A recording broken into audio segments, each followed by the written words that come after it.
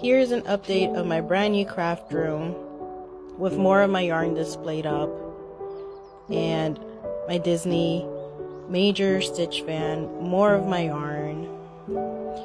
I did a tester alien pattern, there it is, lounge fly, more Funkos and yarn, my Cricut and my printer. I have my vinyls in there, the table where I crochet and more of my Funkos displayed. And then we have the amigurumis that I have ready for the Annapolis Comic Con. I hope you guys enjoyed my tour. This is part 4 of my small business studio transformation. Today I picked up this shelf from Facebook Marketplace and I'm using it to hold all of my yarn. I'm trying to get all of my plush yarn to fit on this one shelf so I don't have to get another just yet. It was a tight squeeze, but I managed to fit it all on this shelf with a little bit of extra room.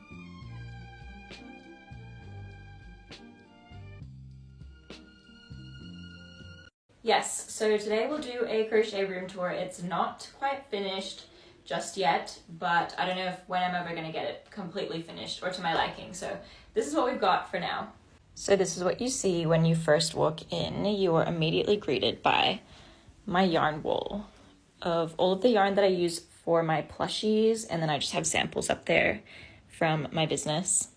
And then over here we have a little trolley that I use to keep all of the yarn that I'm currently using. I like to keep it separate from all of my unused skeins just so it's cleaner and it's also more accessible since it's right next to my desk. I also keep my laptops under there as well when I'm not using them. And then here is my main desk. This is where I also do all of my study and work. So this is a multi-purpose room. But I have my stuffing that I keep in here. I put too much in today, so it's overflowing, but usually it closes. And all of my findings, eyes and accessories, stitch markers, all of that. And then I just keep this little cup with my tulip hooks in here, and then I keep the rest of my hooks in the drawers.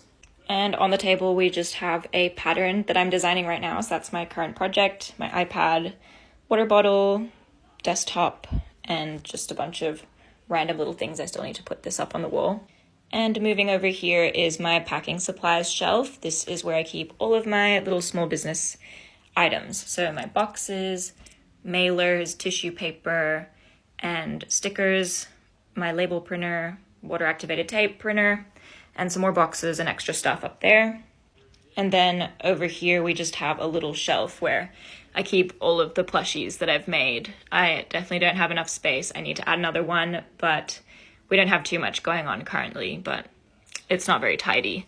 And then down here I have some of my crochet kits. And lastly, we have my other table. I use this to pack orders and film sometimes. It's just good to have another space since it does get really messy in here. I have my other chair and then some more little random supplies, business cards and stuff, and my stickers. And then I have this little pegboard where I keep a lot of my tools. And in the drawers, I just keep a bunch of my extra tools, so my non-plush yarn and other little random things. And then on this side, I have stuff for my new business as well. And then my knitting machine just sits under there, barely used. And then I have a little iPad holder and some more larger eyes. And that is the entire room.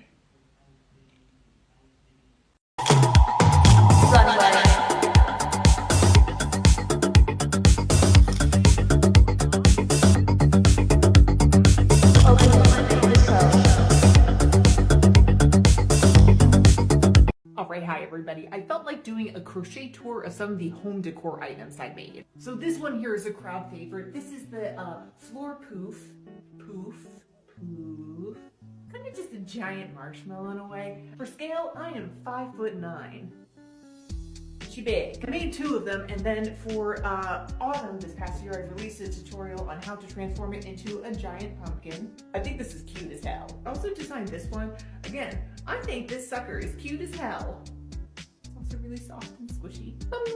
So I kind of have been a plant girly, but unfortunately in this house I don't get enough light to keep succulents happy, and I made this one. So I'm gonna give away my burrow sale to my mom, but at least I'll keep this one. I've got 3D little leaves. So those are some of the home decor items I made. All of those are actually free tutorials on my YupTub channel. Okay, love you, bye! Another installation of home decor items, things I have in my home that maybe you should get. I guess it can be considered adult money because the amount of money that I spent on the yarn alone, very pricey. So let me show you guys one of the best things I ever think I made via crochet.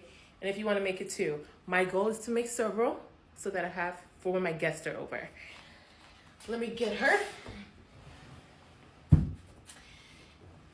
It requires a demonstration actually, so let me bring you out closer to show you first the dilemma I was trying to solve. You know when you're in the bedroom or you're in your living room and you have a blanket, like so, and you decide, let me get under the blanket. So you get under the blanket, and then your legs are just there. What do you do to get all cozy? You lift up your legs, and then you cocoon yourself in it, right?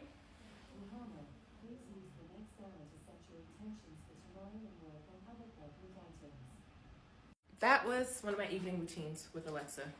We do this every day. This is what I made. I made a blanket, but she is closed at the bottom, like a sleeping bag. The amount of yarn, you're gonna need a lot of yarn if you plan on taking on this project. But if you use chunky yarn, it feels like a weighted blanket. So on very cold nights or warm nights, not so warm nights, I just get in and you know, I cozy on in like this, or I get on the floor. I love taking this with me when I travel. I've made several people this. It is my go-to gift for anyone's birthday. It's like the easiest thing. I just find your favorite color and I make this for them. It's like the velvet yarn. Is this velvet? No, this is more like a soft yarn, but again, like I said, my goal is to make several of this so then that when people come over and you know, it's like winter, ideally a winter time, and we're having a sleepover or we're having, I don't know, a book night, a book club night, and we want a movie night and people want blankets. I just have several of these that people just cozy in on. Yeah, I'm gonna get carpal tunnel making it, but actually let me not speak that over myself. I'm going to be fine, my hands are going to be fine, but that is my goal, to make several of these in different colors. Ideally ones that match the vibe of my home. But my goal is I say this all to say, get blankets for your guests so that when people come over, you know, they can be all cozy and comfortable in your living room. Okay, it's happening. I've been called out. Something people ask me for all the time is a tour of my yarn room, because obviously from what you can typically see in my videos, looks like I have a lot. However, I was called out by a fellow crafter today because they said, Andrea, we know you're organized, but I also know that you're a disorganized mess. So let's see it. So bear with me. Let's go. Okay, friends, this is the corner that you typically see in my videos, right? Well, it does expand here to these shelves, and I also happen to have this wall right here. But now for what you don't see. This is what I see. Makeup, giant stuffies, a bunch of yarn scraps, cubbies full of random crafts, more plushies, and a big pile of finished projects that have to ship. So overall, I'm pretty organized, but I'm also a weirdo. Please don't unfollow me.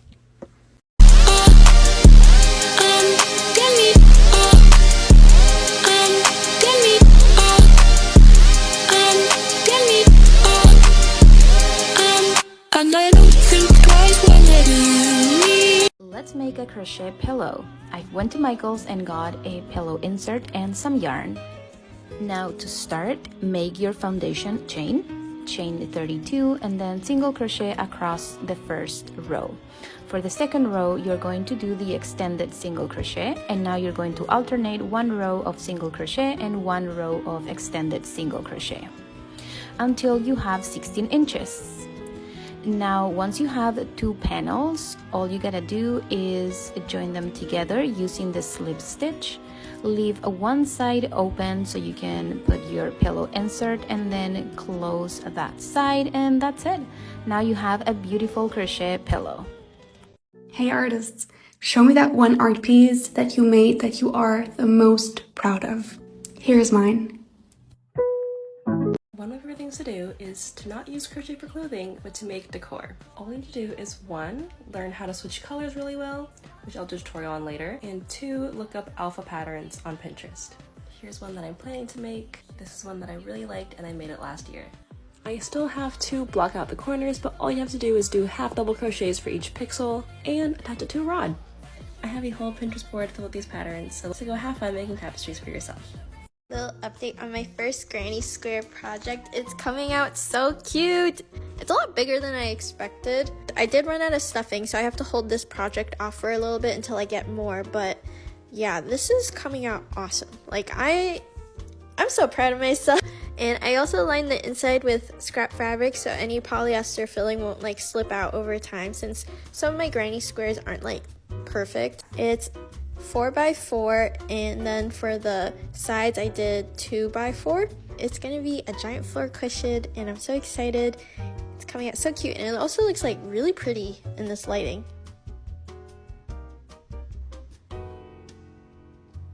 Let's crochet some wall art. I'm going to be using the lacy flower granny square, but you can use any kind of square that you want. Now that I have my 2 squares, I'm going to connect them using slip stitches. I'm going to basically just attach it using single crochet. I'm gonna add some tassels at the bottom here for a little bit of detail. Weave in those loose ends and add a little string on top, and you've got yourself a very cute and very easy to make wall hanging. Today I'm going to show you how to make one of these macrame plant hangers that are perfect for these little propagations. All you'll need are some cotton yarn, a metal ring, and a pair of scissors. First, you're going to cut 6 strings that are 10 feet long each and fold them in half to create a lark's head knot around the ring. Do that for each of your 6 strings, and you should have a total of 12 strings like this. Now I'm going to show you the basic square knot that we'll be working with for this entire project. So I'm starting off with these 4 middle strands here, and I'm taking the leftmost string and creating this number 4 shape on top of the middle strands. Then I'm placing the working strand on the right on top, then working it behind and through that opening that I've created. And then the second part of the square knot is essentially the same thing but mirrored, so I take the right working strand and create a backwards 4 shape, and then place the left strand over it, and then behind and through that opening.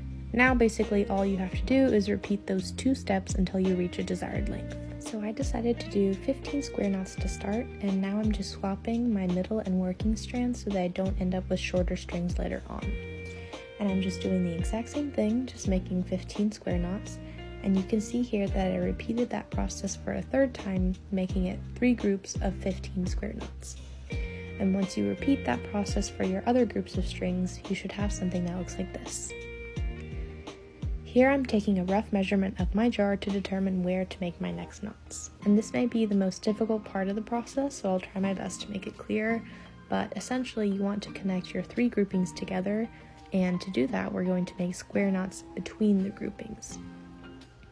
So I'm taking 2 strings from 2 adjacent groupings and making 2 square knots like this. And you want to repeat that 2 more times until you have a sort of enclosed opening for your jar to sit in. And we're going to repeat this process 1 more time, just connecting adjacent groupings with 2 square knots using 2 strings from each group. Now I'm just doing a fit test and seeing where I want to tie off, so I'm making a note of that and using 1 strand to make a few knots there. This should be sufficient for holding these small jars, but if you want, you can also do a more sophisticated knot like this one, so just let me know in the comments if that's something you'd like to see. And the last step is to just cut your strings to the same length and you have yourself a cute little plant hanger. Thanks for watching, and let me know what you'd like to see next.